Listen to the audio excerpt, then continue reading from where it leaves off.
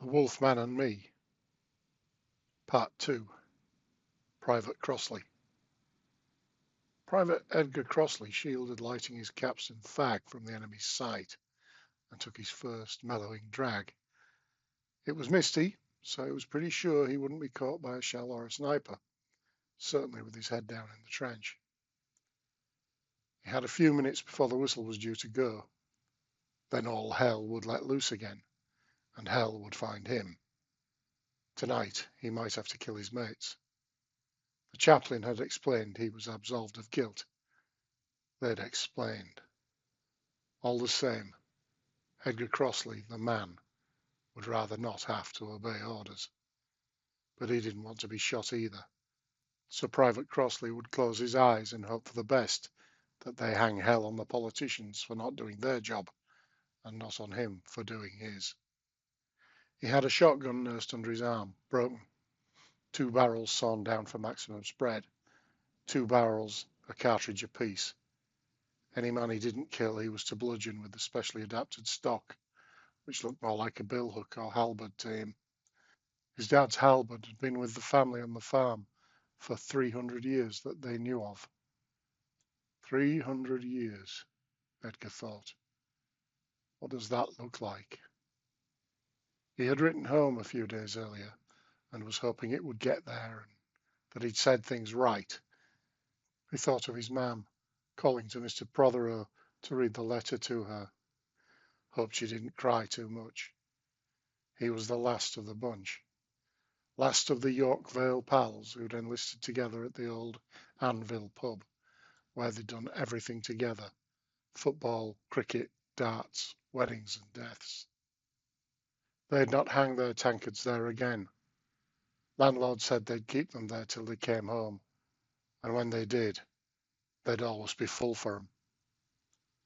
They'd drunk some ale there on hot summer days, Rose's ale, best in Yorkshire, after harvests and feasts, special occasions.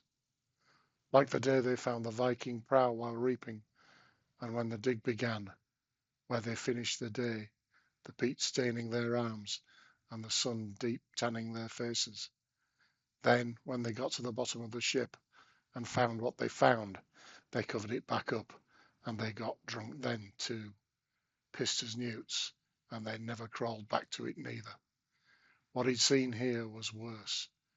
What he saw in that grave pit was horror so strange, it just made them all shiver and drink. But here, amongst the dead, another kind of terror indeed.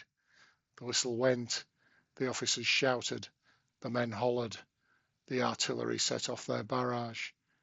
When they were in range, the enemy guns would start. He could hear the men leaving the trench. Private Crossley stuck his tab to the corner of his mouth and snapped shut the shotgun. He walked to the left-hand trench, head down, closed his eyes and fired one barrel down it. There was no sound of screaming or collapsing. No one had remained behind to cower in the trench. He opened his eyes and the smoke cleared in front of him. At the other end of the trench there was a general, stood in full uniform, immaculate. Crossley stared and tried to gulp. He hoped he hadn't killed him. He'd hang for sure. What was a general doing there? Somebody hadn't told him something. "Sir," Crossley shouted and saluted, his foot plunging into mud and slopping up his legs. The general walked forward, his gaze fixed on Crossley. "You're Crossley, aren't you, lad?" "Yes, sir. From Flopmanby." "Yes, sir. At ease, lad, at ease." "Sir." "What did you find in the field, lad?" "Germans, sir." "No, lad, the field." "What did you find in the field in Flopmanby?" "Viking ship, sir." "What was in it?" "Bodies, sir. Gruesome, sir. Not gruesome like here, but horrible, horrible." Crossley looked down.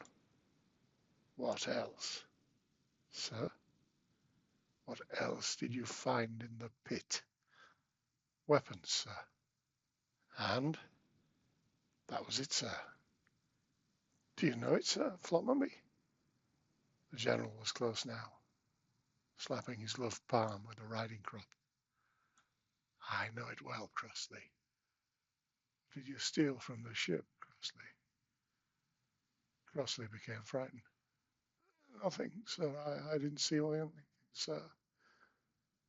Crossley brought himself more to attention. Something was taken, Crossley. What was it? I don't know what you mean, sir. What's this about, sir? A bag.